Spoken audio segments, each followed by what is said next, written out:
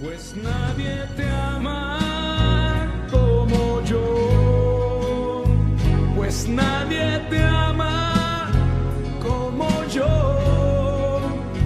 Mira la cruz, esa es mi más grande prueba.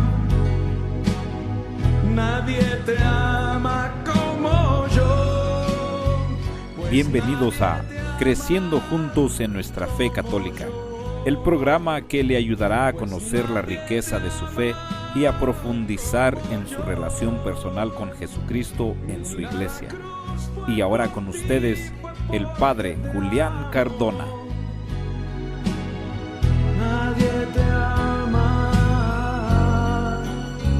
como yo. Muy buenos días para todos ustedes y como siempre un caluroso saludo de parte de Dios nuestro Padre, de Jesucristo el Señor y con la gracia del Espíritu Santo que nos permiten una vez más estar aquí en este programa en el que crecemos juntos en nuestra santa fe católica.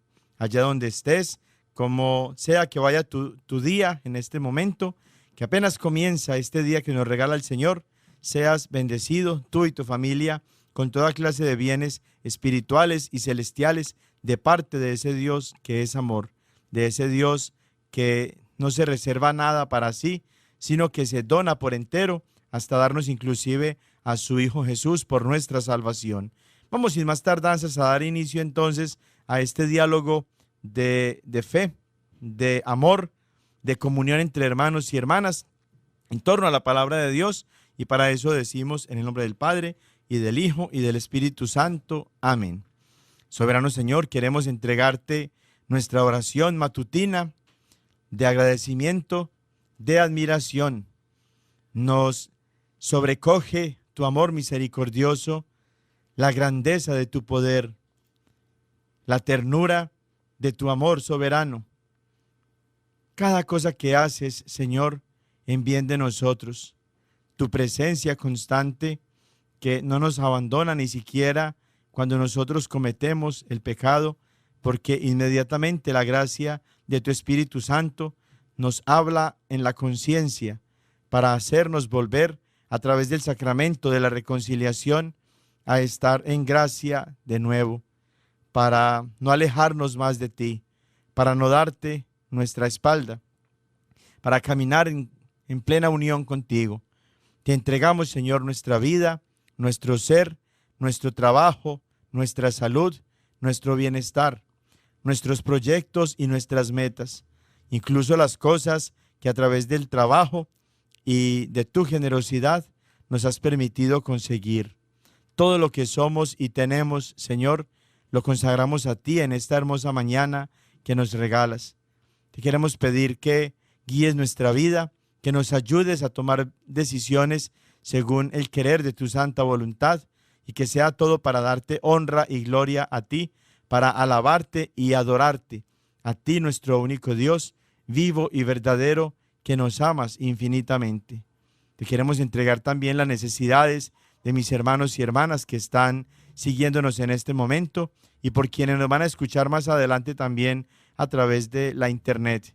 Por todos ellos, Señor, elevo mi oración hacia ti, pidiendo que los protejas y los acompañes, los bendigas y los fortalezcas, que aumentes su fe para que puedan ver en su propia vida las grandezas de tu amor.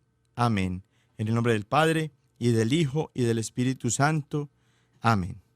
Hermanas y hermanos, en esta mañana hermosa que el Señor nos regala, nos encontramos en el domingo 23 del tiempo ordinario. Y el evangelio que nos presenta hoy la iglesia para nuestra reflexión lo tomamos de San Mateo, capítulo 18, versículos del 15 al 20. En aquel tiempo Jesús dijo a sus discípulos: si un hermano comete un pecado, ve y amonéstalo a solas. Si te escucha, habrás salvado a tu hermano. Si no te hace caso, hazte acompañar de una o dos personas para que todo lo que se diga conste por boca de 2 o 3 testigos. Pero si ni así te hace caso, díselo a la comunidad. Y si ni a la comunidad le hace caso, apártate de él como de un pagano o de un publicano. Yo les aseguro que todo lo que aten en la tierra quedará atado en el cielo, y todo lo que desaten en la tierra quedará desatado en el cielo. Yo les aseguro también que si dos de ustedes se ponen de acuerdo para pedir algo, sea lo que fuere, mi Padre Celestial se lo concederá. Pues donde 2 o 3 se reúnen en mi nombre, ahí estoy yo en medio de ellos. Palabra del Señor. Gloria a ti, Señor Jesús. Quiero comenzar la reflexión de este evangelio tomando la segunda lectura que la iglesia nos presenta también en este domingo 23 del tiempo ordinario, y es la carta a los Romanos, capítulo 13, versículos del 8 al 10. Y miren cómo dice San Pablo en esta lectura el día de hoy. Hermanos, no tengan con nadie otra deuda que la del amor mutuo, porque el que ama al prójimo ha cumplido ya toda la ley. En efecto, los mandamientos que ordenan: no cometas adulterio, no robarás, no matarás, no darás falso testimonio, no codiciarás, y todos los otros se resumen en este: amarás a tu prójimo como a ti mismo. Pues quien ama a su prójimo no le causa daño a nadie. Así pues, cumplir perfectamente la ley consiste en amar. Este pasaje de San Pablo viene a ser como la introducción perfecta del evangelio que nosotros escuchamos hace un momentito también, en este domingo 23 del tiempo ordinario. Esta carta a los Romanos, el pedacito que leímos de la carta a los Romanos, que es desde el capítulo 13, de los versículos 8 al 10, así también como el trozo del evangelio de San Mateo que leíamos hace un momentito, que es tomado del evangelio según San Mateo, capítulo 18, versículos 15 al 20, están en la misma dirección, están orientados a la misma enseñanza, al mismo mensaje de parte de Dios. Quieren ayudarnos a reconocer la importancia del mandamiento del amor. Amar a los demás es cumplir la ley entera. San Agustín, un santo muy importante de nuestra iglesia, tiene una frase muy hermosa, cortita, pero muy hermosa y muy profunda, como meditación precisamente del mandamiento del amor. Dice: ama y haz lo que quieras. Así dice San Agustín: ama y haz lo que quieras. Porque como decía San Pablo al final, el que ama cumple plenamente la ley. Está en función de la otra persona, respeta, ama, le da su lugar a la otra persona y por tanto no le va a hacer mal a la otra persona, a los demás. Por eso es necesario para nosotros amar. Amar, pues, es cumplir la ley entera. Amar a los demás es como estamos cumpliendo nosotros toda la ley de Dios. Es interesante lo que en torno a este mandamiento del amor medita San Pablo, que nos lo presenta en este pasaje de la carta a los Romanos que hace un momentito proclamábamos. Pablo, como judío, aceptaba y reconocía como positiva la ley del pueblo judío, puesto que la misma ley de Dios promovía el respeto a Dios y también al prójimo. Pero el amor cristiano va un poco más allá que todo esto, puesto que el amor cristiano no solo busca no provocar el mal en los otros, sino también hacerles el bien. La ley judía se contentaba con no hacerle daño, no hacerle mal, no afectar negativamente a las otras personas. Y así entonces quien evitara hacerlo ya se consideraba una persona buena. Pero Dios no nos pide ser buenos, Dios nos pide ser santos. Dios quiere que seamos santos. Por eso Él no nos pide solamente que nosotros estemos evitando hacerle daño a los demás, sino que procuremos hacerles el bien. Hay muchas personas que encuentra uno por ahí, católicos así, que se creen bien católicos y que dicen: yo no me confieso, yo no tengo pecado, yo no mato, yo no robo, yo no le hago daño a nadie, yo soy una persona buena.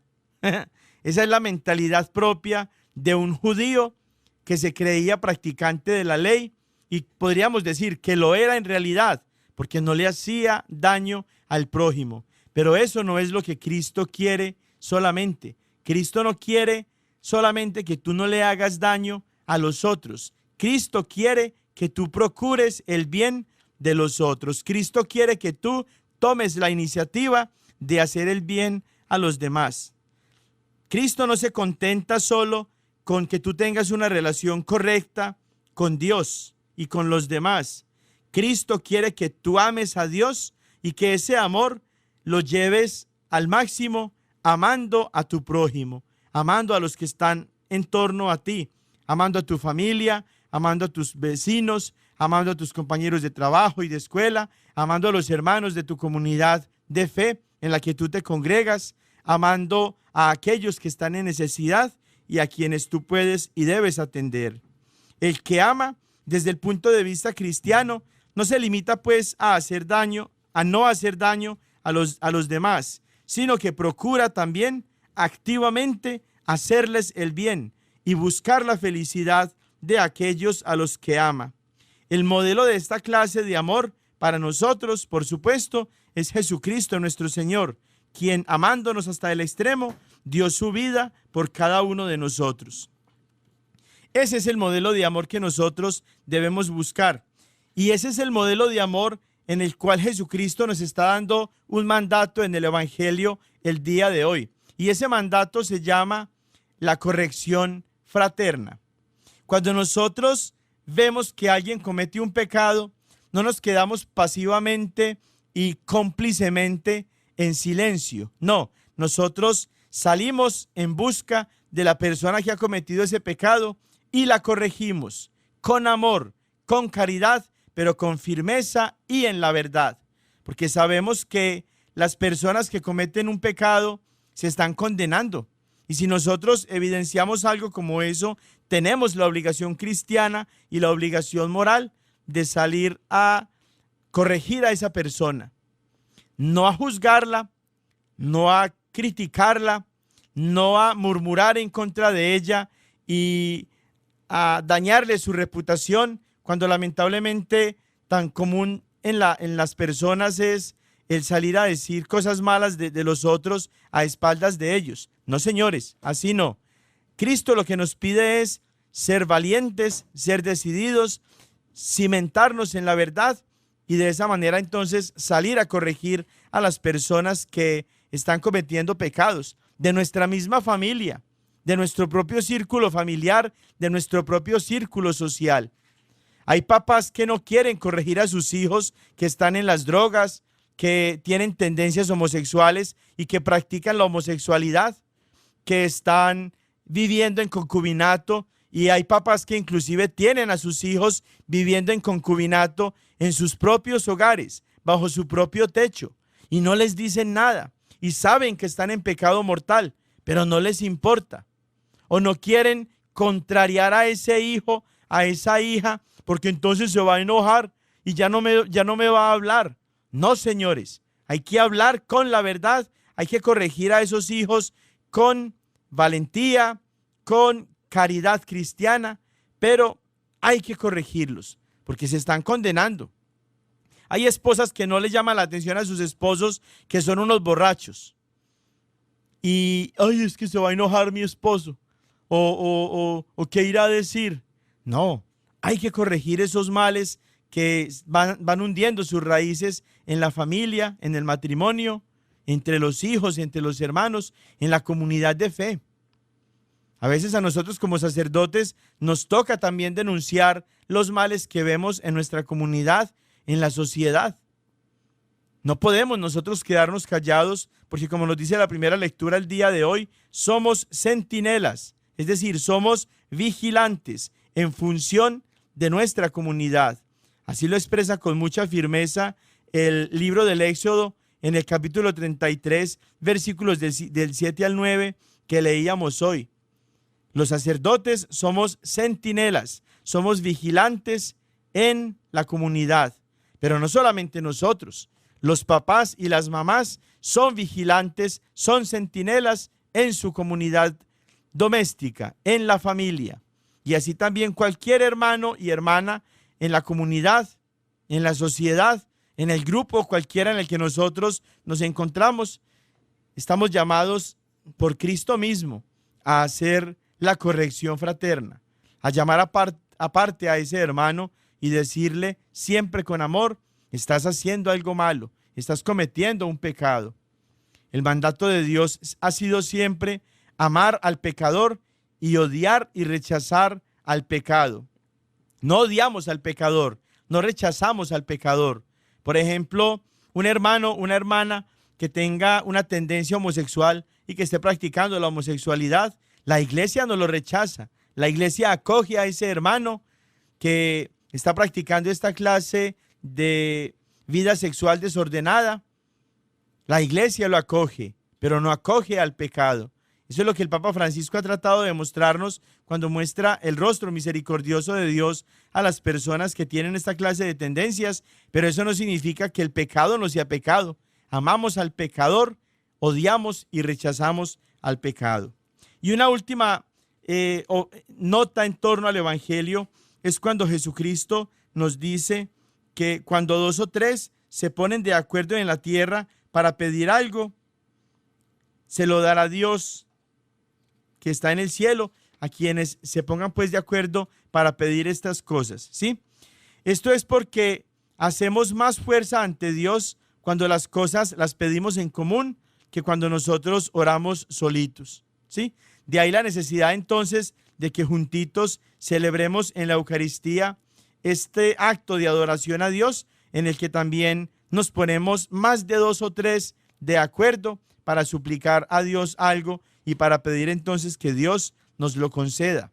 En la Eucaristía somos todas las personas que estamos reunidas en ese momentito, más toda la iglesia purgante, más toda la iglesia militante, que somos los que estamos aquí en la tierra, más toda la iglesia triunfante, que son los que están en el cielo, orando por esas necesidades especiales de esta persona, de esta familia, de esta comunidad, del mundo y de la iglesia. Por eso es tan importante que tú y yo asistamos con perseverancia a la Santa Misa, para poner en manos de Dios todas esas intenciones y necesidades que todos nosotros tenemos. Eso nos recuerda lo que San Pablo mismo nos está mandando en la carta que le escribió a Timoteo. Primera carta a Timoteo, capítulo 2, versículos del 1 al 6. Los hermanitos protestantes, para negar la importancia que tiene la oración de la Santísima Virgen María por nosotros y la oración de los otros santos por nosotros, dicen que solamente Cristo es el único mediador entre Dios y los hombres, y para ellos eso significa que ni la Virgen ni los santos pueden orar por nosotros, ¿sí? Y ellos piensan que el único mediador, que es Cristo, significa que el único que puede rogar por nosotros es Cristo, y eso es falso. El versículo 5 y 6, los versículos, 5 y 6 nos dicen la razón por la que Cristo es mediador, no porque sea el único que ruega por nosotros, sino porque es el que se entregó a sí mismo como rescate por todos. Pero eso no significa que la Santísima Virgen María no pueda orar por nosotros, que los santos no puedan orar por nosotros, que entre nosotros mismos no podamos orar por los otros. Si así fuera, tampoco tendría sentido que los protestantes vayan con su pastor para decirle, para pedirle que ore por ellos que tienen una necesidad. Pero eso sí lo permiten ellos, pero no que la Santísima Virgen María y los otros santos oren por nosotros. Pues miren cómo dice San Pablo en su primera carta a Timoteo, capítulo 2, versículos del 1 al 6. No solamente el 5 y el 6, o mejor dicho, no solamente el 5, que es como ellos suelen leerlo, no, del 1 al 6. Ante todo, recomiendo que se hagan plegarias, oraciones, súplicas y acciones de gracias por todos los hombres. En paisa, eso significa que tenemos que orar por todos, que todos tenemos que orar por todos, por los reyes y por todos los constituidos en autoridad, para que podamos vivir una vida tranquila y apacible con toda piedad y dignidad. Esto es bueno y agradable a Dios, nuestro Salvador, que quiere que todos los hombres se salven y lleguen al conocimiento pleno de la verdad. Ahora sí, porque hay un solo Dios y Señor, y también un solo mediador entre Dios y los hombres, Cristo Jesús, hombre también que se entregó a sí mismo como rescate por todos. De ahí entonces, hermanos, la necesidad y el valor enorme que tiene la oración de intercesión para que la pongamos en función unos por otros y que así entonces fortalezcamos en nuestra fe a la comunidad cristiana, a nuestras familias, a nuestros matrimonios, a nuestros propios corazones, para que busquemos al Señor siempre con rectitud de corazón. Amén. Todos unidos formando un solo cuerpo, un pueblo que en la Pascua nació. Miembros de Cristo en sangre redimidos. Iglesia peregrina de Dios. Vive en nosotros la fuerza del Espíritu que el Hijo desde el Padre envió. Él nos empuja, nos guía y alimenta. Iglesia peregrina de Dios. Somos en la tierra semilla de otro reino. Somos testimonio de amor. Paz para las guerras y luz entre las sombras. Iglesia peregrina de Dios. Paz para las guerras y luz entre las sombras. Iglesia peregrina de Dios. Rugen tormentas y a veces nuestra barca parece que ha perdido el timón. Miras con miedo, no tienes confianza. Iglesia peregrina de Dios. Una esperanza nos llena de alegría, presencia que el Señor prometió. Vamos cantando, Él viene con nosotros. Iglesia peregrina de Dios. Somos en la tierra semilla de otro reino. Somos testimonio de amor. Paz para las guerras y luz entre las sombras. Iglesia peregrina de Dios. Paz para las guerras y luz entre las sombras. Iglesia peregrina de Dios. Todos nacidos en un solo bautismo, unidos en la misma comunión. Todos viviendo en una misma casa. Iglesia peregrina de Dios. Todos prendidos en una misma suerte, ligados a la misma salvación. Somos un cuerpo y Cristo es la cabeza. Iglesia peregrina de Dios. Somos en la tierra semilla de otro reino. Somos testimonio de amor. Paz para las guerras y luz entre las sombras. Iglesia peregrina de Dios. Paz para las guerras y luz entre las sombras. Iglesia peregrina de Dios. Bueno, después de haber meditado en el Evangelio y después de haber escuchado esa canción tan hermosa que nos recuerda que todos juntos somos una iglesia y que somos la iglesia de Cristo, iglesia peregrina de Dios, que vamos caminando por este valle de lágrimas hasta la meta, que es nuestra ciudadanía verdadera en el reino de los cielos. Vamos a seguir entonces meditando en este tema que por espacio ya de 3 catequesis hemos tomado para hacer una distinción muy clara entre quienes mirábamos eran pastores verdaderos en la iglesia verdadera de Cristo, que es la iglesia católica, y pastores estos que somos los sacerdotes, los obispos, los diáconos, en esa jerarquía que ha dejado el Señor establecida en su propia iglesia. Distinguir entonces entre estos verdaderos pastores que somos, como decía, obispos, sacerdotes y diáconos, y los falsos pastores que no fueron nombrados por nadie, que no fueron llamados por Dios, que no han dejado nada en su propia vida, sino todo lo contrario, han ganado mucho y han conseguido muchas cosas materiales, todas ellas, por razón de los diezmos, colectas, pactos, alianzas, primicias, etcétera, que suelen pedir de su feligresía y que es la razón por la que los lleva a ellos a autoproclamarse pastores, apóstoles, profetas, evangelistas, maestros, etcétera, sin que Dios los haya llamado y sin que hayan ellos tenido pues una opción vocacional en su vida para dedicarse a las cosas de Dios. Distinción esta que es muy importante porque en medio de la confusión tan grande que hay actualmente por toda la cantidad innumerable de sectas, cada una de ellas llamándose Iglesia del Señor, es necesario que nosotros sepamos distinguir quiénes son los verdaderos pastores y cuál es la verdadera iglesia de Cristo y cuáles son, por el contrario, los falsos pastores y las falsas iglesias de Cristo, que en realidad no son iglesias de Cristo, sino iglesias del demonio, porque mientras Cristo quiso fundar una sola iglesia, el demonio ha querido fundar 70,000 y siguen saliendo, siguen fundándose cada día miles y miles de estas sectas, de estas falsas iglesias que no provienen de Dios y que no tienen a Dios, por más que anden con una Biblia bajo el brazo y supuestamente sean cristianos y adoren a Dios.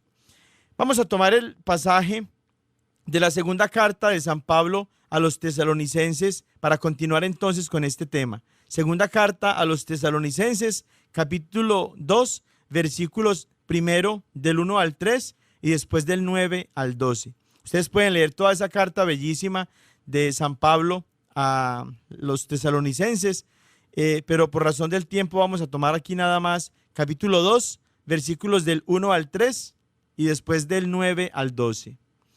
Por lo que respecta a la venida de nuestro Señor Jesucristo y a nuestra reunión con Él, les rogamos, hermanos, que no se dejen alterar tan fácilmente en su ánimo, ni se alarmen por alguna manifestación del Espíritu, por algunas palabras o por alguna carta presentada como nuestra que les haga suponer que está inminente el día del Señor, que nadie los engañe de ninguna manera.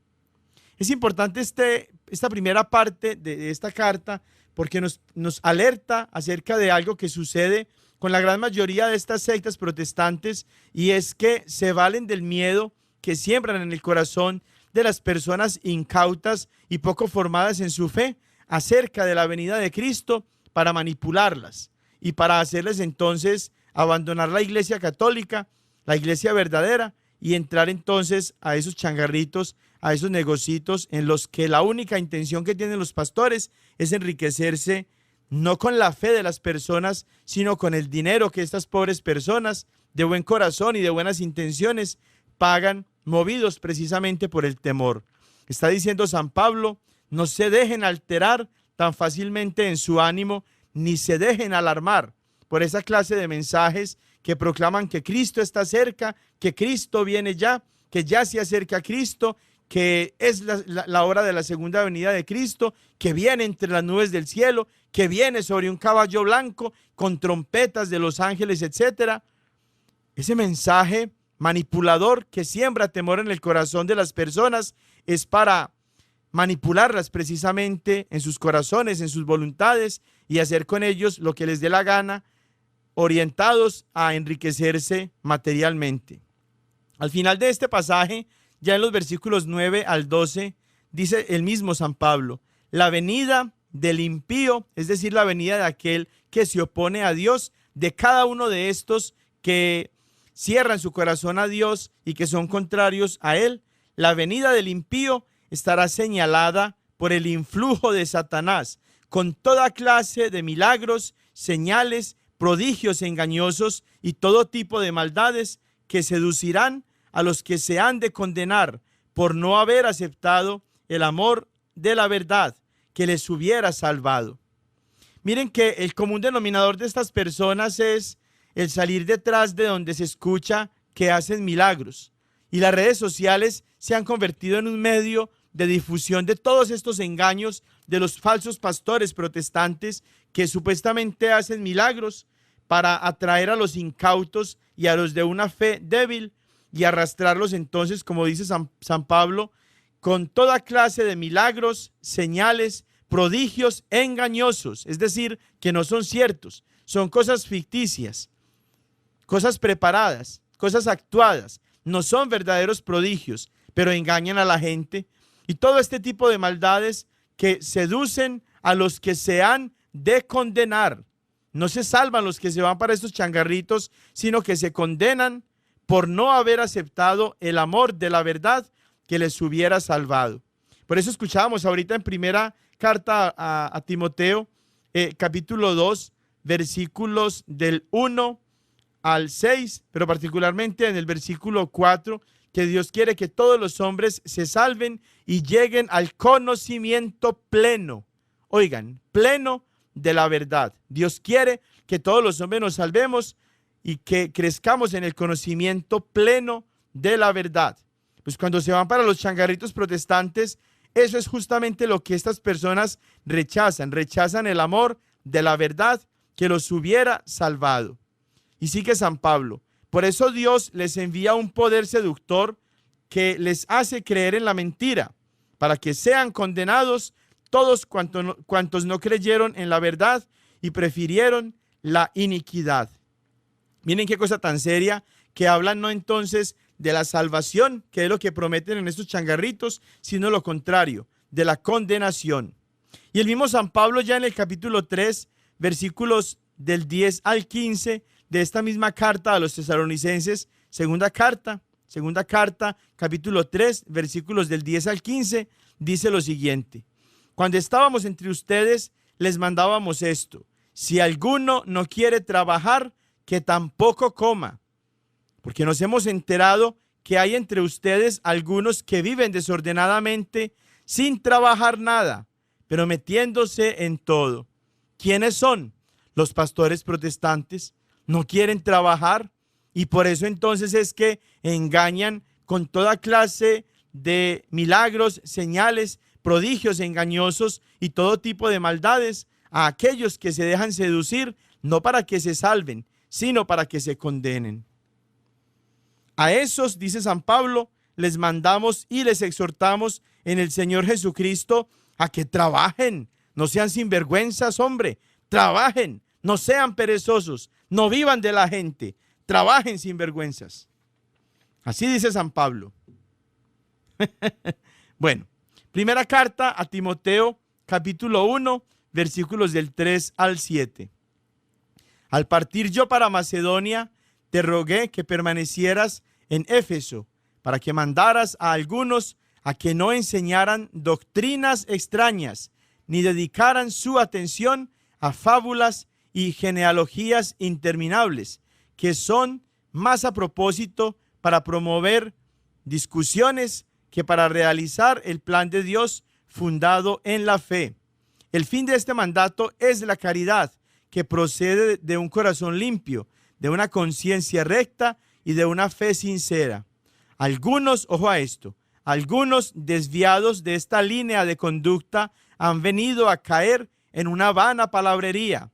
Pretenden ser maestros de la ley sin entender lo que dicen ni lo que tan rotundamente afirman.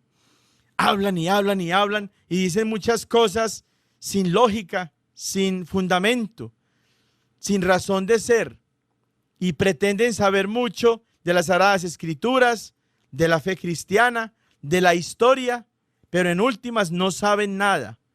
Se quedan como vanos maestros, incapaces de entender lo que leen y lo que rotundamente afirman, dice San Pablo. En ese mismo pasaje de primera carta a Timoteo, capítulo 4, ya en los versículos 1 al 7, miren lo que dice San Pablo. Primera carta a Timoteo, capítulo 4, versículos del 1 al 7. El Espíritu dice claramente que en los últimos tiempos algunos apostatarán de la fe, entregándose a espíritus engañadores y a doctrinas diabólicas, por la hipocresía de embaucadores que tienen marcada a fuego su propia conciencia. Aquí está diciendo San Pablo cómo el Espíritu Santo mismo es el que nos está advirtiendo acerca de estos apóstatas que van a renegar, van a abdicar, van a protestar. en contra de la fe cristiana y por eso se llaman protestantes. Se llaman protestantes porque protestan, porque abdican de la fe, porque apostatan en contra de la fe, movidos por espíritus engañadores, no por el Espíritu Santo, por espíritus engañadores y por doctrinas diabólicas, por la hipocresía de estos que embaucan a sus seguidores, es decir, los estafan, los engañan, movidos por el amor al dinero. Estos prohíben el matrimonio y el uso de alimentos que Dios creó para que fueran comidos con acción de gracias por los creyentes y por los que han conocido la verdad. ¿Qué significa eso de que prohíben el matrimonio? Ellos no tienen la facultad de parte de Dios de casar a una pareja y sencillamente fingen que están casando a una pareja y con eso los privan del matrimonio verdadero, que es el matrimonio sacramental en la Santa Iglesia Católica, y les hacen creer que ya están casados cuando en realidad están viviendo en pecado mortal, porque este señor que se autoproclama pastor no tiene la facultad de Dios ni ha sido enviado por Dios para casar una pareja. Entonces está dándole una falsa bendición a una pareja para que supuestamente estén casados en el nombre de Dios, cuando en realidad están viviendo en pecado mortal. Y se valen entonces del discurso mal interpretado del Antiguo Testamento, que habla de alimentos puros y alimentos impuros, diciendo que hay unos que sí se pueden comer y hay unos que no se puede comer carne de cerdo, y se pierden de esas carnitas tan deliciosas pues que preparan muchos de ustedes, pero es por puro fanatismo y porque malinterpretan la palabra de Dios. Porque todo lo que Dios ha creado es bueno y no se ha de rechazar ningún alimento que se coma con acción de gracias. Es decir, todo lo que se pueda comer, hay que darle gracias a Dios por eso y disfrutar esos alimentos que Dios mismo nos provee, ¿cierto?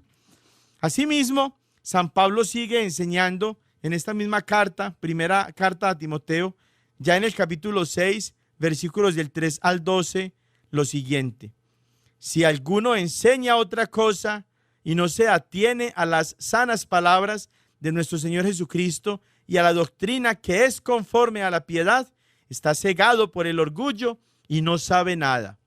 Miren que la clave aquí, hermanas y hermanos, es la doctrina. ¿Cuál es la doctrina que vienen a traer estos grupos? Que vienen a traer estos pastores, apóstoles, profetas, evangelistas, maestros. Si no es la doctrina verdadera de nuestro Señor Jesucristo, que es conforme a la piedad, están cegados por el orgullo y no saben nada. La doctrina de Cristo solamente la podemos encontrar intacta, pura, genuina, auténtica, inalterada en la Iglesia Católica, donde el Señor ha dejado verdaderamente maestros, profetas, pastores, guías del pueblo de Dios en el ministerio del episcopado, los obispos, en el ministerio del sacerdocio, los sacerdotes, y en el ministerio del diaconado, los diáconos. De ahí en adelante, fuera de la iglesia, lo que se encuentran son falsas doctrinas. Y tú no te puedes dejar engañar simplemente porque venga un hermano con una Biblia oliendo a axila, porque la traen debajo del brazo. Hasta el demonio mismo quiso tentar a Cristo con la Biblia. Acuérdate, Mateo capítulo 4. Lee Mateo capítulo 4 y particularmente los versículos 5 y 6 para que te des cuenta que el demonio no es el único diablo que viene trayendo una Biblia, queriendo engañar a los que con fe abren su corazón a Dios. Mucho cuidado con eso. Lo que hay que tener en cuenta es la doctrina, ¿sí? Estos tales padecen la enfermedad de las discordias y contiendas de palabras, de donde proceden las envidias, discusiones, maledicencias, sospechas malignas, discusiones sin fin, propias de gente que tienen la inteligencia corrompida, que están privados de la verdad. No tienen la verdad, enseñan la mentira, defienden el error, no tienen la verdad, y que piensan que la piedad es un negocio. Porque hay 70,000 sectas protestantes, y ¿por qué siguen naciendo muchas cada día? Porque un pastor protestante se sale de un changarrito en el que trabajaba y se va a fundar su propio changarrito para ganar él mismo los diezmos que ya no necesita compartir con otro, porque piensa que la piedad es un negocio. Me gusta mucho una frase del padre Luis Toro que dice: quítenle el diezmo a los protestantes, a los pastores protestantes, y se acaban las sectas. Esa afirmación del padre es muy real, porque ¿cuál es la razón por la que todas estas hermanas y hermanos que se autoproclaman pastores están vendiendo la fe, el evangelio? Por el amor al dinero. Sigue San Pablo: ciertamente es un gran negocio, la piedad es un gran negocio, con tal de que se contente cada uno con lo que tiene, porque nosotros no hemos traído nada a este mundo y nada podremos llevarnos de él. Y sigue San Pablo: mientras tengamos comida y vestido, estemos contentos con eso. Hermanito pastor, hermanita pastora, hermano evangelista, apóstol, profeta, intendente, mientras tengamos comida y vestido, estemos contentos con eso. Conténtate con tener comida y vestido. No robes a tu feligresía en cosas que no deberían ellos pagarte las cosas a ti. No vendas la fe. No te conviertas en mercader del evangelio. Los que quieren enriquecerse, sigue San Pablo, caen en la tentación, en el lazo y en muchas codicias insensatas y perniciosas, es decir, dañinas, que hunden a los hombres en la ruina y en la perdición, no en la salvación, en la perdición. Y ojo a esto, porque la raíz de todos los males es el afán de dinero. Y algunos, por dejarse llevar de él, se extraviaron en la fe y se atormentaron con muchos dolores. Miren qué advertencia tan fuerte la que nos está diciendo San Pablo en torno al dinero. ¿Cuál es la motivación que siguen todas estas personas que son falsos pastores, falsos profetas, apóstoles, evangelistas, maestros, intendentes, etcétera? La motivación por el dinero. No quieren trabajar. Son perezosos, son mañosos, son mediocres, son ladrones. Y utilizan pasajes como Malaquías 3, del 8 al 10, para acusar de ladrones a los que no les pagan los diezmos, que le están robando a Dios. Pero ojo, los verdaderos ladrones son ellos, que en nombre de Dios están robando. Tomamos ahorita segunda carta a Timoteo, capítulo 3, versículos del 1 al 9. Ten presente que en los últimos días sobrevendrán momentos difíciles. Los hombres serán egoístas, avaros, fanfarrones, soberbios, difamadores, rebeldes a los padres, ingratos, irreligiosos, desnaturalizados, implacables, calumniadores, disolutos, despiadados, enemigos del bien, traidores, temerarios, infatuados, más amantes de los placeres que de Dios, que tendrán la apariencia de piedad, pero desmentirán su eficacia. Parece una descripción de estos tiempos actuales en los que muchas personas actúan de esa manera. Y en tiempos estos en los que muchos se disfrazan de ser piadosos, pero desmienten la eficacia de la piedad. Es decir, van en contra de la devoción, de la piedad, de la religión que nos acerca a Dios, no de la falsa religiosidad, sino de la religión que nos acerca a Dios. Guárdate también de estos. A estos pertenecen esos que se introducen en las casas, o sea que van como casa por casa y que quieren pues que les abran la puerta para meterse allá, y conquistan a mujerzuelas cargadas de pecados y agitadas por toda clase de pasiones, que siempre están aprendiendo y no son capaces de llegar al pleno conocimiento de la verdad. Tan común es que estas personas que están en estas sectas protestantes van cambiando de un changarrito a otro, comenzando por los pastores falsos, como decimos, que no les fue bien porque tienen que compartir sus diezmos con otros pastores, y entonces se van y fundan sus propios changarritos y le ponen otro nombre diferente y empiezan a enseñar afirmando que son la iglesia de Jesús y que vienen desde Jesucristo, ¿cierto? Así también como los pastores, los que los siguen, que por una mala experiencia en un changarrito cualquiera de estos, fácilmente se van yendo y pasan de un changarrito a otro hasta que desmoralizados, desanimados, desconcertados por tantas malas experiencias, terminan entonces volviéndose ateos o viviendo ya inmoralmente sin ninguna referencia a Dios. Así también San Pablo en la carta segunda que le escribe a Timoteo, capítulo 4, versículos del 2 al 5, dice lo siguiente: proclama la palabra, insiste a tiempo y a destiempo, reprende, amenaza, exhorta con toda paciencia y doctrina, porque vendrá un tiempo en que los hombres no soportarán la doctrina sana, sino que arrastrados por sus propias pasiones, se harán con un montón de maestros por el prurito de oír novedades.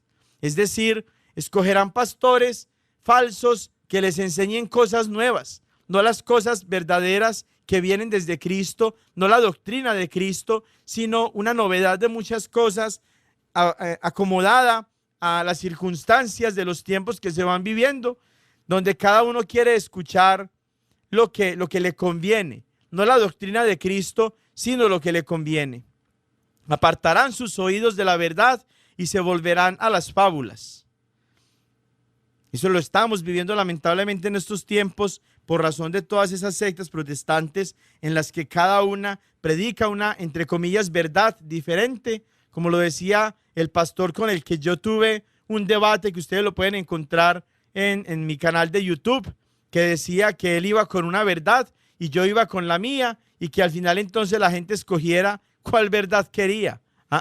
Es una sola verdad. Por eso la iglesia es fundamento y columna de la verdad. Primera de Timoteo 3:15. La iglesia es columna y fundamento de la verdad. Es una sola verdad. Yo soy el camino, la verdad y la vida. Juan 14:6. Es una sola verdad. San Pablo luego le escribe a Tito en el capítulo 3, versículos del 8 al 11 de su carta, lo siguiente: es cierta esta afirmación y quiero que en esto te mantengas firme, para que los que creen en Dios traten de sobresalir en la práctica de las buenas obras. Son necesarias las buenas obras. Algunos dicen que solamente la fe. Ten fe y te salvarás. Confiesa con tus labios que Cristo es el Señor.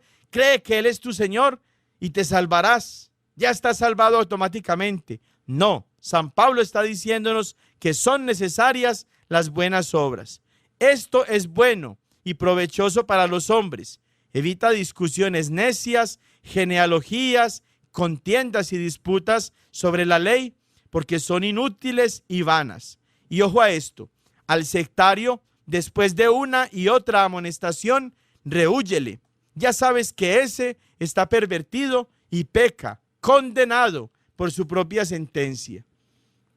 Todos los que no quieren la unidad, sino que se alejan de la iglesia, de la única iglesia de Cristo, y crean división, todos esos son sectarios. Por eso en lo que están no es en iglesias, es en sectas. ¿Qué significa una secta? Una secta es una sección que se desprende de algo, ¿sí? Secta es una sección o un grupo o una parte que se desprende de algo. Pónganse a mirar ustedes todas las sectas que existen y todas se desprendieron de algo. O se desprendieron de otras sectas, o se desprendieron de una, entre comillas, iglesia protestante tradicional, o se desprendieron de la iglesia católica.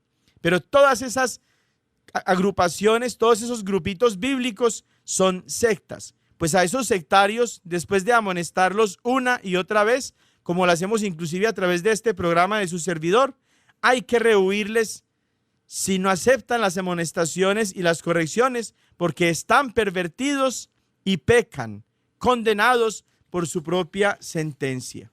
Miren que no se trata de creerse ya definitivamente salvados, sino de aplicar los medios de salvación que Dios mismo nos ha dado en su iglesia, en la iglesia católica.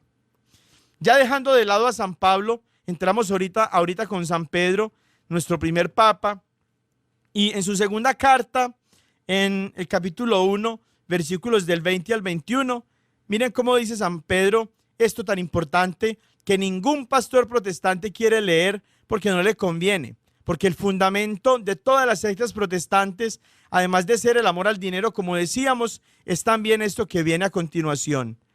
Segunda carta de Pedro, capítulo 1, versículos 20 al 21. Ante todo, tengan presente, es decir, no se les olvide, recuerden, ténganlo en su cabezota. Tengan presente que ninguna profecía de la Escritura puede interpretarse por cuenta propia. Es decir, ningún pasaje de la Escritura puede ser interpretado libremente, privadamente, por ninguna persona, tampoco por los pastores protestantes. ¿Por qué? Dice San Pedro, porque nunca profecía alguna ha venido por voluntad humana, sino que hombres movidos por el Espíritu Santo han hablado de parte de Dios. ¿Cuál es la razón por la que existen 70,000 sectas? Cada uno de estos, al menos 70,000 pastores protestantes, falsos pastores, interpretan privadamente las Sagradas Escrituras y suelen decir que ellos reciben del Espíritu Santo la inspiración para interpretar correctamente las Sagradas Escrituras. Falso, porque si fuera verdadero, esas 70,000 sectas protestantes concordarían en una única verdad, es decir, las 70,000 sectas protestantes afirmarían todas la misma verdad. Y como sabemos, eso es falso. Unos aceptan que Cristo es Dios, otros lo niegan. Unos aceptan la Santísima Trinidad, otros dicen que la Trinidad es el diablo. Unos hablan del Padre, el Hijo y el Espíritu Santo, así no lo llamen Santísima Trinidad. Otros dicen que el Padre, el Hijo y el Espíritu Santo son la misma persona y que lo de Padre, Hijo y Espíritu Santo son solamente títulos, pero que no son tres personas distintas. Unos dicen que Cristo reencarnó. Otros dicen que Cristo no era humano, sino que era una apariencia de humano. Otros hablan del bautismo necesario para la salvación.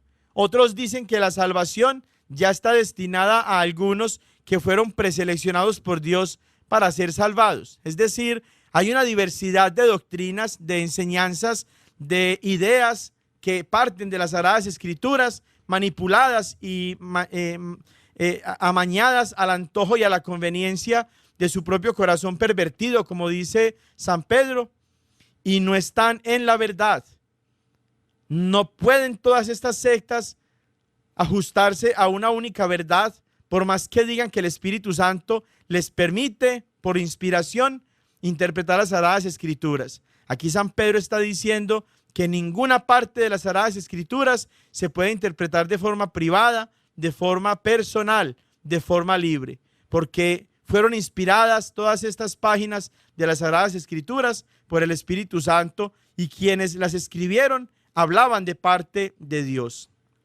Y luego San Pedro mismo nos está diciendo en su segunda carta, ya en el capítulo 2, versículos del 1 al 3, lo siguiente: hubo también en el pueblo falsos profetas. Ya lo veíamos nosotros al inicio de esta catequesis en torno a la distinción entre los falsos profetas que se autoproclaman como tal y los profetas verdaderos del pueblo de Dios, que ya en el pueblo de Israel había unos tales que se hacían llamar profetas, pero eran falsos. Y así dice San Pedro entonces, que como en ese tiempo, también entre ustedes habrá falsos maestros que introducirán herejías perniciosas y que, negando al dueño que los adquirió, atraerán sobre sí una rápida destrucción. Y afirman ellos que se van a salvar y que quien entra ahí ya está salvado, que ya no pierde la salvación mientras pague los diezmos, colectas, pactos, alianzas, etc. Muchos seguirán su libertinaje. Miren cómo hay 70,000 sectas protestantes y mucha gente abandona la Iglesia Católica y se van para esos changarritos. Y mira uno en televisión o en YouTube cómo están esos changarritos llenos de gente. Porque dice San Pedro, muchos, no poquitos, muchos seguirán su libertinaje, y por causa de ellos el camino, que es la Iglesia, será difamado, el camino de la verdad. Acuérdense lo que escuchábamos ahorita de primera carta a Timoteo, capítulo 3, versículo 15. La Iglesia es columna y fundamento de la verdad. San Pablo la llama columna y fundamento de la verdad. San Pedro la llama el camino de la verdad. y por esos tales el camino de la verdad, la iglesia, será difamado. ¿A quiénes atacan los protestantes? ¿A las sectas? No, atacan única y exclusivamente a la iglesia católica. Están todos con su odio en contra de la iglesia. Y sigue San Pedro: traficarán con ustedes por codicia, con palabras artificiosas. Desde hace tiempo su condenación no está ociosa, ni su perdición dormida. Para que vean, hermanos y hermanas, cómo se trata verdaderamente de algo muy serio, de la salvación. Y ellos piensan que por estar ya siguiendo a estos pastores falsos ya están salvados. El demonio los está haciendo caer en el error, en el engaño, para que se condenen, no para que se salven. El mismo San Pedro nos recuerda en torno a este mismo tema, ya en el capítulo 3, versículos 15 al 17 de su segunda carta, lo siguiente: la paciencia de nuestro Señor, júzguenla como salvación, como se los escribió también Pablo, nuestro querido hermano, según la sabiduría que le fue otorgada. Lo escribe él también en todas las cartas, cuando habla en ellas de esto.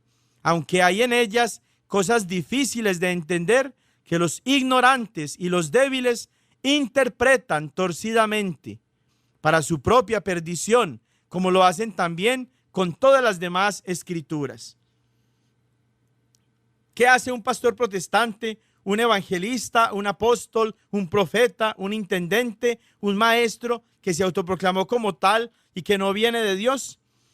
Interpretar torcidamente las sagradas escrituras, no para su salvación y la salvación de los que los siguen, para su propia perdición y la perdición también de los otros. Dejando de lado a San Pedro, entramos ahorita con San Juan. Y miren cómo dice primera carta de Juan, capítulo 2, versículos del 18 al 19. Hijos míos, es la última hora. Han escuchado que iba a venir un anticristo. Pues bien, muchos anticristos han aparecido, por lo cual nos damos cuenta de que ya es la última hora. Salieron de entre nosotros, pero no eran de los nuestros. Si hubieran sido de los nuestros, habrían permanecido con nosotros. Pero sucedió así para poner de manifiesto que no todos son de los nuestros. ¿Cuál es la característica fundamental de los que están en las sectas protestantes? Han salido de la iglesia católica. Antes eran católicos y ellos mismos lo dicen. Cuando yo era católico, hacía estas cosas malas. Era muy pecador. Era muy sinvergüenza. Pero ya conocí el evangelio y estoy en la verdad y ya no soy católico. Ya soy cristiano. Falso. San Juan está diciéndonos que cuando te sales de la iglesia católica, no te conviertes en cristiano, te conviertes en anticristo. Antes eras cristiano verdadero, antes eras católico, ahora no eres cristiano, ahora eres anticristo. Y terminamos con este pasaje de segunda carta de San Juan, capítulo 1, versículos del 7 al 12. Muchos seductores han salido al mundo que no confiesan que Jesucristo ha venido en carne. Ese es el seductor y el anticristo. Cuiden de ustedes para que no pierdan el fruto de su trabajo, sino que reciban abundante recompensa. Todo el que se excede y no permanece en la doctrina de Cristo no posee a Dios. Ojo, no posee a Dios el que no permanece en la doctrina de Cristo. El que permanece en la doctrina, ese posee al Padre y al Hijo. Si alguno viene a ustedes y no es portador de esta doctrina, no lo reciban en su casa ni lo saluden, pues el que le saluda se hace solidario con sus malas obras. Hermanos y hermanas, no reciban a los que no vengan con la doctrina de Cristo, que no vengan de parte de Cristo, que no estén en la iglesia verdadera de Cristo y que no sean pastores de Cristo, sacerdotes, obispos o diáconos, y a ellos recíbanlos. A los demás no los reciban porque no vienen de parte de Dios. Y que la bendición de Dios Todopoderoso, Padre, Hijo y Espíritu Santo, descienda sobre ustedes y los acompañe siempre. Feliz semana. Ven con nosotros al caminar, Santa María, ven. la Diócesis de Knoxville y la Parroquia de Santo Tomás Apóstol de Lenoir City, les agradecemos por habernos acompañado en Creciendo Juntos en Nuestra Fe Católica. Y los invitamos a que nos escuchen la próxima semana por esta misma estación y a la misma hora, para profundizar en lo que significa ser un católico conocedor de su fe. Hasta pronto y que Dios los bendiga.